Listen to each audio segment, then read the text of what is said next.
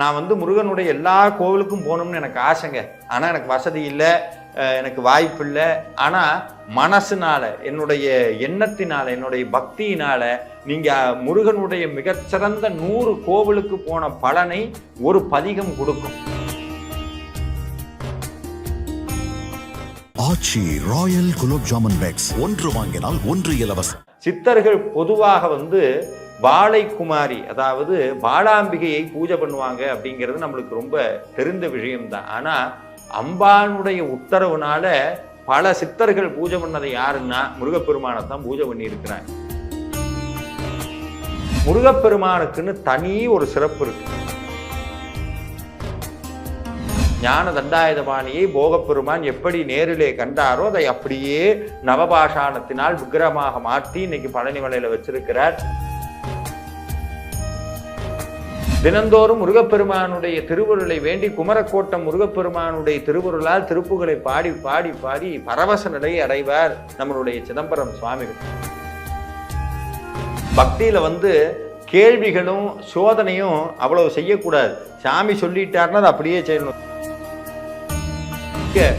இமயமலையில் தொடங்கி கன்னியாகுமரி வரைக்கும் முருகப்பெருமானுடைய சக்தி மிக்க 100 கோவில்களுக்கு தன்னுடைய ஆத்மாவின் மூலமாகவே பயணிக்கிறார். அந்த அனுபவத்தை எல்லாம் பதிவு பண்றார். அந்த பதிவு பண்ண அந்த மந்திரத்திற்கு பெயர், ஒரு குழந்தை பாடுகிறது, அதற்கு பக்கவாத்தியம் வாசிக்க யாரும் ஒத்துக்கலை. ஆனா ஒருத்தர் ஒத்துக்கிட்டார். அந்த பையன் பாடி முடிச்ச உடனே தட்சணாமூர்த்தி பிள்ளை சொன்னார், இவன் மிகப்பெரிய ஒரு கலைஞனாக வருவான்னு ஆசீர்வாதம் பண்ணார். தட்சணாமூர்த்தி பிள்ளையிடம் ஆசீர்வாதம் வாங்குவதற்காக காலில் விழுகிறார். விழுகும் போது இடுப்புல இருந்த அந்த சாவி கொத்து அப்படி கலண்டு கீழே விழுகுது. கூடிய விரைவில் இவன் தங்கச்சாவி வைக்கிற அளவுக்கு வளருவான் அப்படின்னு சென்னையிலே ஒரு அற்புதமான திரையரங்கு கட்டப்பட்டது. அதற்கு ஒருவரை அழைத்து வந்தார்கள். அந்த திரையரங்கை திறக்கணும் அப்படிங்கிறதுக்காக தங்கத்துல சாவி செஞ்சு அவர்கிட்ட கொடுக்குறாங்க. தங்க சாவியை அவர் வாங்குறாரு. வாங்கணுன்னே மனசுக்குள்ள புதுக்கோட்டை தட்சணாமூர்த்தி பிள்ளை சுவாமிகளுடைய நினைப்பு வருது. திறந்துட்டு அவர்கிட்ட கொடுக்குறாங்க. அந்த தேட்டர்னுடைய ஓனர்கிட்ட கொடுக்குறாங்க. இல்லை இது உங்களுக்காகத்தான் அப்படின்னு அந்த சாவியோட போய் புதுக்கோட்டை தட்சணாமூர்த்தி பிள்ளையிடம் ஆசீர்வாதம் வாங்கினார்கள். அவர் வேற யாரும் இல்லை, தமிழ் திரையுலகத்துல தங்க தட்டுல சாப்பிட்ட தியாகராஜ பாகவதர்.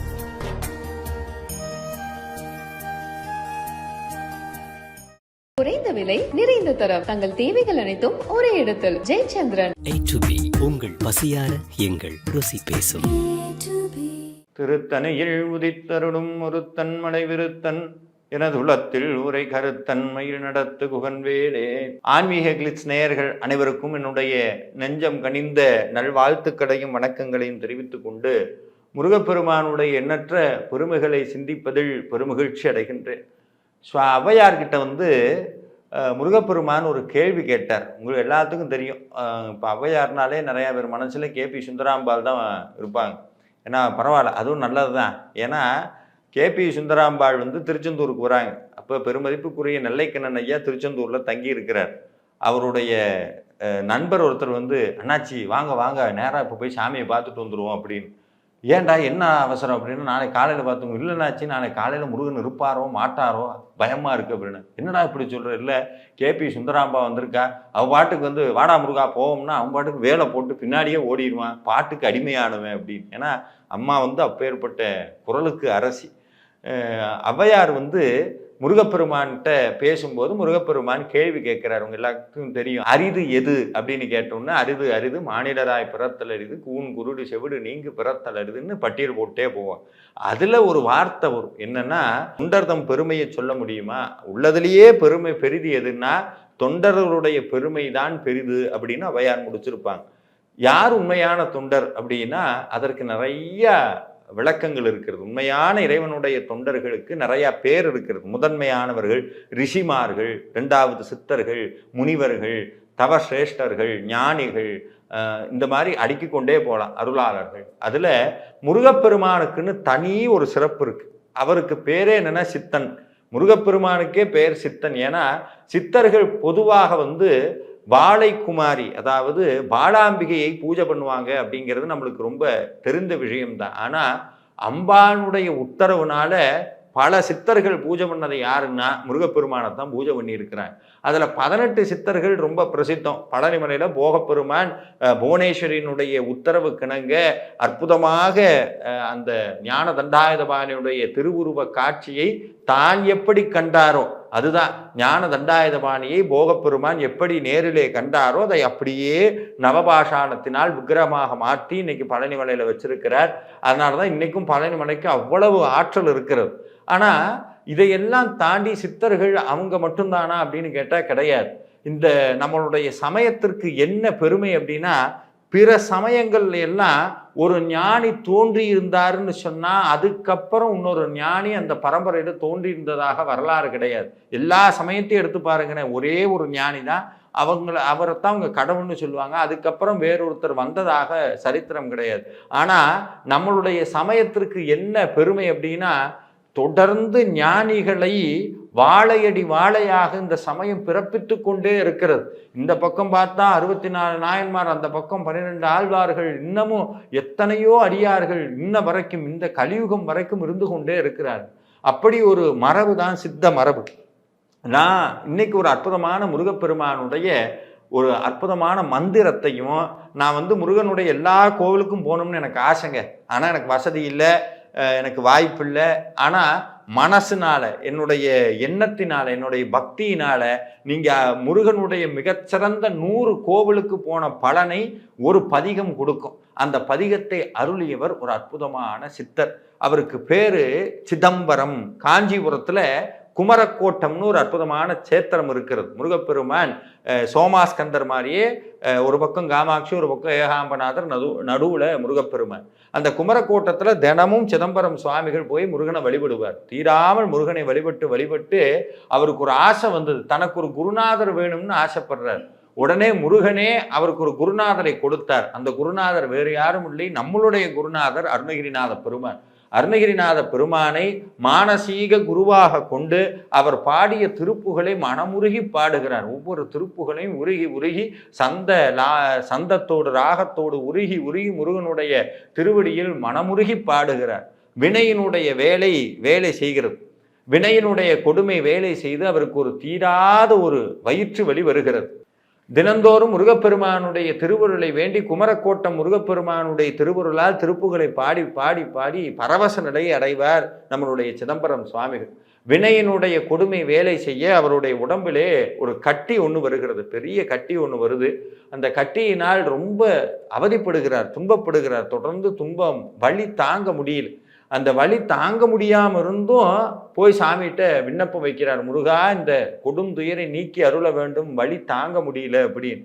எப்போவுமே அருளாளர்கள் என்ன பண்ணுவாங்கன்னா, ஒரு கட்டத்துக்கு மேலே தாங்குற வரைக்கும் அவங்க தாங்கி கொள்வார்கள். முடியாத பட்சத்தில் சுவாமிகிட்ட தான் போய் முறையிடுவாங்க.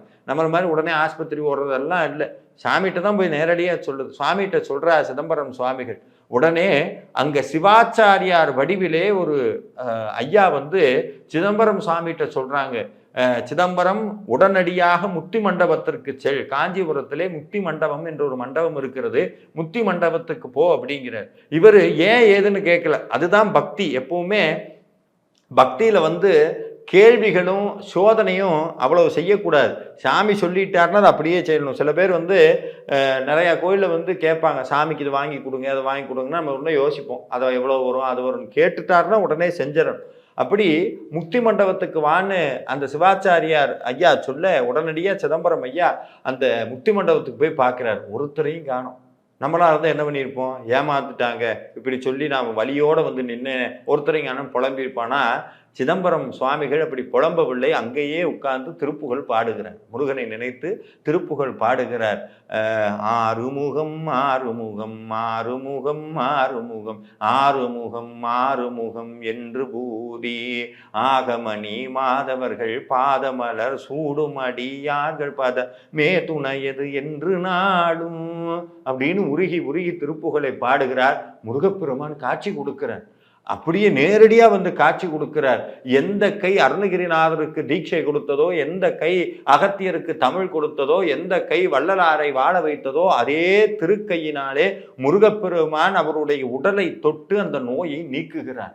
அந்த கட்டியை அப்படியே நீக்கி அந்த பிணியை போக்குகிறார். இதை பார்த்து அந்த மெய் சிலிர்த்த அந்த அனுபவத்தோடு அந்த அனுபவத்தை அப்படியே சிதம்பரம் சுவாமிகள் அன்று முதல் காஞ்சிபுரம் சிதம்பரம் முனிவர் அப்படிங்கிற திருநாமத்தோடு அழைக்கப்பட்டார். அற்புதமான மகான்.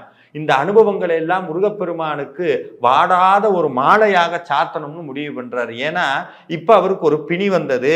முருகப்பெருமானை திருப்புகழ் பாடினார், முருகப்பெருமான் காட்சி கொடுத்தார், பிணியை நீக்கி வைத்தார், இதோட முடிஞ்சு போச்சு. ஆனா அவர் என்ன நினைச்சார் அப்படின்னா, எனக்கு வந்த பிணி என்னுடைய நல்ல ஊழ், நான் செய்த தவம், முருகனுடைய திருவருள், எனக்கு இதெல்லாம் கிடைத்தது. இப்ப நம்மள மாதிரி இருக்க அடியார்களுக்கெல்லாம் ஒரு பிணி வந்துருச்சுன்னா நம்ம என்ன பண்றது?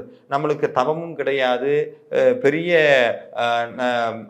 தவமோ முயற்சியோ திருவருளோ இதெல்லாம் ரொம்ப கம்மியானவங்க நம்மெல்லாம்.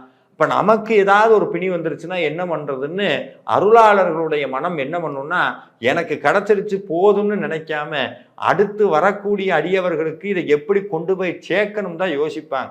அப்படி காஞ்சிபுரம் சிதம்பரம் முனிவர் என்ன பண்ணாருன்னா, இந்த பிணிகளை தீர்க்க வேண்டும் அப்படிங்கிறதுக்காக தனக்கு நடந்த அனுபவங்களை தன்னுடைய ஆத்மாவின் மூலமாக 100 கோவில்களுக்கு பயணிக்கிறார். எங்க இமயமலையில் தொடங்கி கன்னியாகுமரி வரைக்கும் முருகப்பெருமானுடைய சக்தி மிக்க 100 கோவில்களுக்கு தன்னுடைய ஆத்மாவின் மூலமாகவே பயணிக்கிறார். அந்த அனுபவத்தை எல்லாம் பதிவு பண்றார். அந்த பதிவு பண்ண அந்த மந்திரத்திற்கு பெயர் சுப்பிரமணிய கடவுள் சேத்திர கோவை பிள்ளை தமிழ். நல்லா குறிச்சுக்கணும், சுப்பிரமணிய கடவுள் சேத்திர கோவை பிள்ளை தமிழ். இதை நீங்க நிறைய முன்ன நம்மளுடைய கூகுளில் போட்டாலோ இல்லை முயற்சி பண்ணாலோ நிச்சயமாக அந்த பதிகங்கள் கிடைக்கும். அதுல சுவாமி ஒவ்வொரு கோவில்லையும் முருகன் எப்படி இருக்கிறார், நார்த் இந்தியாவில் ஒரு 10 கோவில் சொல்றார். காசியில விநாயகரை தொடங்கி விநாயகருடைய வழிபாட்டினுடைய விநாயகர் மாலையை தொடங்கி பல கோவில்கள், அதுல திருப்புகழ் பாடல் பெற்ற தலங்கள் இத்தனையும் பாடி நிறைவாக சுவாமி தன்னுடைய அனுபவத்தை இதிலே பதிவு செய்கிறார். எப்படி பதிவு பண்றாருன்னா, ஆணிப்புண் முத்தி மண்டபமேவு கட்சியினுள் அடியேனை ஆண்டு கொண்டு என் அகத்தில் வந்த பிணி தீர்த்த விடவு முன்னற்கும் ஆறுமுக மெய் தெய்வமே அப்படிங்கிறார். என்னுடைய உடலிலே வந்த பிணியை தீர்த்து வைத்த ஆறுமுக மெய் தெய்வமே. முருகப்பெருமான் 6 முகத்தோடு வந்து தன் பிணியை தீர்த்து வைத்தார் அப்படிங்கிறத அற்புதமாக பதிவு செய்து நிறைவாக சுவாமி கிட்ட என்னுடைய தேகத்தில் இருக்கக்கூடிய உயிரை நீ வந்து உன்னுடைய பாதத்தில் சேர்த்து வைத்துக் கொள்ள வேண்டும்னு அற்புதமாக 100 கோவில்களுடைய பதிகங்களை எல்லாம் பாடி அற்புதமாக அருளி இருக்கிறார். இது 100 பாட்டு இருக்கிறது. இதை மாசத்துல ஒரு முறையோ இல்லை வருடத்தில் ஒரு முறையோ உங்களுக்கு எப்ப நேரம் கிடைக்குதோ, முருகனுடைய திருவருள் கைகூடியது என்றால் நிச்சயமாக இந்த சேத்திர கோவை பிள்ளைத்தமிழை பாடினோம்னு சொன்னா 100 கோவில்களுக்கு போன பலன் ஒரு அடியாரை வந்து சேரும். அதுவும் 100 முருகன் கோவிலுக்கு நம்ம நினைச்சு கூடி பார்க்க முடியாது. அந்தந்த கோவில்லாம் இங்க எங்க இருக்குன்னே நம்மளுக்கெல்லாம் தெரியாது இப்பெல்லாம். ஆனா அந்த கோவிலுக்கு போன பலனை நமக்கு கொண்டு வந்து கொடுக்கும் காரணம் காஞ்சி சிதம்பர முனிவருங்கிற சித்தரனுடைய திருவருளா நமக்கு கிடைத்த பொக்கிஷம். இது ஒண்ணு. ஐயா எங்களால் இதெல்லாம் படிக்க முடியலையே அப்படிங்கிறவங்களுக்கு இன்னொரு விஷயம் சொல்றேன். இந்த காஞ்சிபுரம், இந்த திருச்செந்தூர் பிள்ளை தமிழ், கந்த புராணம், கந்தர் அலங்காரம், திருப்போரூர் சன்னதி முறை, இது எல்லாமே சித்த மரபினை வந்த அற்புத பதிகங்கள் தான். இதை பாடினாலும் முருகனுடைய திருவருள் நமக்கு சித்திக்கும். 1. 2வது, புதுக்கோட்டைன்னு அற்புதமான ஒரு பகுதி இருக்கிறது. அது ரொம்ப ஒரு விசித்திரமான பகுதி, பல சித்தர்கள் நடமாடிய இடம். அதுல சமீபத்தில் இருந்த ஒரு மகான், அவருக்கு பேரு புதுக்கோட்டை தட்சணாமூர்த்தி பிள்ளை, ஸ்ரீமான் தட்சணாமூர்த்தி பிள்ளைன்னு சொல்லுவாங்க. ஒரு குழந்தை பாடுகிறது, அதற்கு பக்கவாத்தியம் வாசிக்க யாரும் ஒத்துக்கலை. ஆனால் ஒருத்தர் ஒத்துக்கிட்டார், நான் வாசிக்கிறேன் அப்படின்னு. ஒரு சின்ன பையன் பாடுறதுக்கு ஒரு பெரிய மகான் வாசிக்கிறார், அவர் தான் தட்சணாமூர்த்தி பிள்ளை. அந்த பையன் பாடி முடிச்ச உடனே தட்சணாமூர்த்தி பிள்ளை சொன்னார், இவன் மிகப்பெரிய ஒரு கலைஞனாக வருவான்னு ஆசீர்வாதம் பண்ணார். 1. 2வது, அதே பையன் வளர்ந்து நல்லா வளர்ந்ததுக்கு அப்புறம் அவங்க அப்பா தட்சணாமூர்த்தி பிள்ளை ஒரு திருச்சியில் இருக்கும்போது தட்சணாமூர்த்தி பிள்ளையிடம் ஆசீர்வாதம் வாங்குவதற்காக அந்த பையனை கூட்டிட்டு வர்றார். ஒரு பாட்டு பாடுன்னு தட்சணாமூர்த்தி சுவாமி கேட்கிறார். இவரும் பாடுறார். பாடி அடுத்த நிமிஷம் அவர் இப்படி ஆசீர்வாதம் வாங்குறதுக்காக காலில் விழுகிறார். இப்படி காலில் எங்கே நம்மளுடைய புதுக்கோட்டை தட்சணாமூர்த்தி சுவாமி காலில் விழுகிறார். விழுகும்போது இடுப்பில் இருந்த அந்த சாவி கொத்து அப்படி கலண்டு கீழே விழுகுது. விழுந்த அடுத்த நிமிஷம் அப்படியே தட்சிணாமூர்த்தி சுவாமிகள் ஒரு நிமிடம் பார்த்தார். பார்த்த அடுத்த நிமிஷம் ஒரு விஷயம் சொன்னார். கூடிய விரைவில் இவன் தங்கச்சாவி வைக்கிற அளவுக்கு வளருவான் அப்படின்னு. எப்படி தங்கச்சாவி வைக்கிற அளவுக்கு வளருவான் அப்படின்னு. பின்னாளிலே சென்னையிலே ஒரு அற்புதமான திரையரங்கு கட்டப்பட்டது. அதற்கு ஒருவரை அழைத்து வந்தார்கள். அந்த திரையரங்கை திறக்கணும் அப்படிங்கிறதுக்காக தங்கத்துல சாவி செஞ்சு அவர்கிட்ட கொடுக்குறாங்க. தங்க சாவியை அவர் வாங்குறாரு. வாங்கணுன்னே மனசுக்குள்ள புதுக்கோட்டை தட்சிணாமூர்த்தி பிள்ளை சுவாமிகளுடைய நினைப்பு வருது. திறந்துட்டு அவர்கிட்ட கொடுக்குறாங்க. அந்த தேட்டர்னுடைய ஓனர்கிட்ட கொடுக்குறாங்க. இல்லை இது உங்களுக்காகத்தான் அப்படின்னு அந்த சாவியோட போய் புதுக்கோட்டை தட்சிணாமூர்த்தி பிள்ளையிடம் ஆசீர்வாதம் வாங்கினார்கள். அவர் வேற யாரும் இல்லை, தமிழ் திரையுலகத்துல தங்கத்தட்டுல சாப்பிட்ட தியாகராஜ பாகவதர் தான் அந்த நான் சொன்ன அந்த பிள்ளை.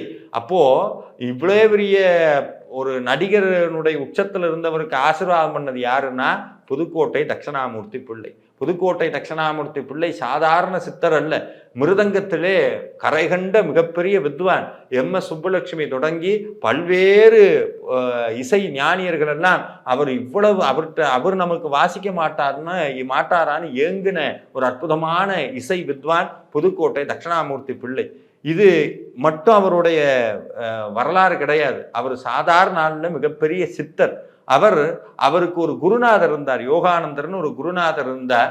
அவர் என்ன பண்றாருன்னா, யோகானந்தர் தன்னுடைய புதுக்கோட்டை தட்சிணாமூர்த்தி பிள்ளையிடம் சொல்லி தான் ஜீவசமாதி ஆகக்கூடிய இடத்திலே ஒரு அற்புதமான முருகனுடைய திருக்கோவிலை கட்ட வேண்டும்னு சொல்றார். முருகப்பெருமானுக்கு ஒரு ஆலயம் அமைக்கணும்னு அவர் சமாதியான புதுக்கோட்டையிலே அவர் சமாதி ஆகிறார். அந்த சமாதியான இடத்துல நம்மளுடைய புதுக்கோட்டை தட்சிணாமூர்த்தி பிள்ளை அவர்கள் அற்புதமான ஒரு கோவிலை கட்டி இருக்கிறார். அங்க இருக்கிற முருகனுடைய பெயர் தண்டாயுதபாணி. அவருடைய சிலையினுடைய அழகு நேரில் போய் பார்த்தாதான் அந்த அழகை நம்மளால புரிஞ்சுக்க முடியும். ஏன்னா அந்த சிலையை தேர்ந்தெடுத்தது இன்னொரு சித்தர். அது யாருன்னா சூட்டுக்கோள் மாயாண்டி சுவாமிகள். சூட்டுக்கோள் மாயாண்டி சுவாமிகள்னா பல அடியார்களுக்கு தெரியும். அவர் தான் புதுக்கோட்டை தட்சிணாமூர்த்தி பிள்ளையிடம் அந்த சுவாமிக்கு திருவுருவ விக்கிரகம் வைக்கணும்னு உன்னைய போய் 2 விக்கிரகம் அழகா சொல்றாங்க, இந்த மாதிரி எனக்கு வேணும்னு. சாமி சூட்டுக்கோள் மாயாண்டி சுவாமி அந்த விக்கிரகத்தை தேர்வு செய்து அந்த இடத்துல பிரதிஷ்டை செய்கிறாங்க. அந்த கோவில் புதுக்கோட்டையிலே இருக்கிறது. இப்பேற்பட்ட புதுக்கோட்டை தட்சிணாமூர்த்தி பிள்ளையினுடைய ஒரு சம்பவத்தை சொன்னால் உங்களுக்கு முருகனுடைய அருள் எந்த அளவுக்கு அவருடைய மனதில் பதிந்திருக்கிறது என்பது தெரிந்துவிடும். தீவிரமான முருக பக்தர் புதுக்கோட்டை தட்சிணாமூர்த்தி பிள்ளை. 6 படை வீட்டுக்கும் அடிக்கடி போவார். ஒரு மண்டலம் ஒவ்வொரு படை வீட்டிலும் தங்குவார்.